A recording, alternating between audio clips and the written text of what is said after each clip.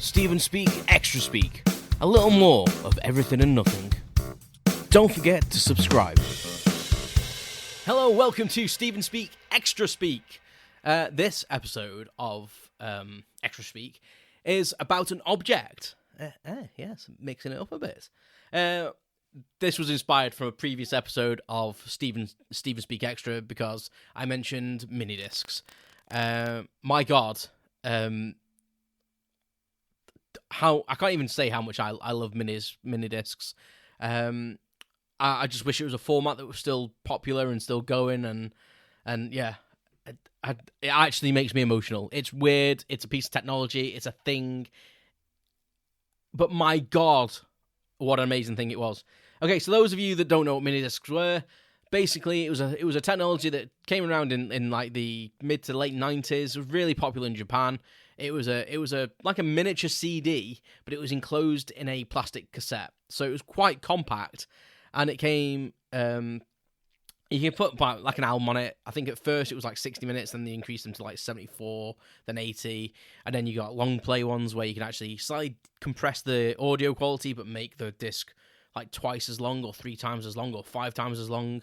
And then towards the end of its life cycle, they came up with like high density mini discs, which were like dual layered and could hold like a gigabyte of information. So it was like 25 albums per disc, which blew my mind. So, but unfortunately, the way the world is, formats don't live for too long.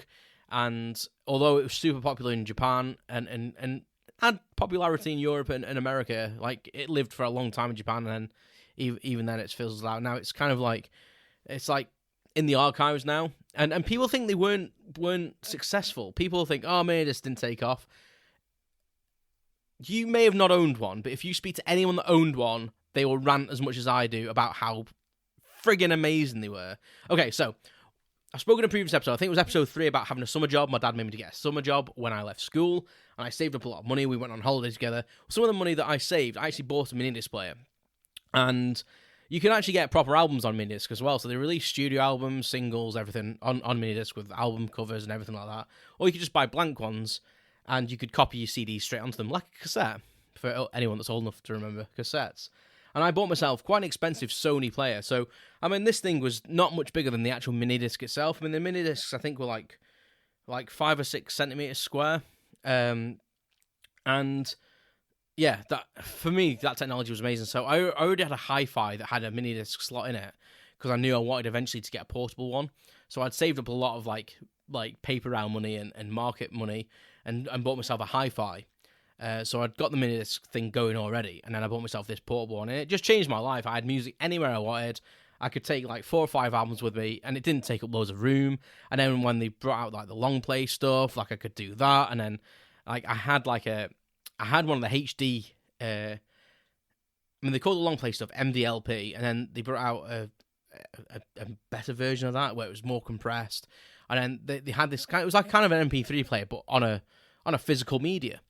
And I had one on pre-order, but unfortunately never actually released it over in this country. I'd been to the Sony shop and pre-ordered it, and like, bearing in mind, it took these little gumstick, Google mini discs, because there's loads of archives out there, but it took little thin, they call them gumstick batteries. Now, I used my mini disc player that much that I actually wore out 4 of them. That's because it was literally in my ears all the time. I was wondering if I've not got hearing problems, to be honest. But yeah, it was the greatest device. It had an inline remote as well with a little display, so you didn't have to get the thing out of your pocket to change tracks. You could see what track it was.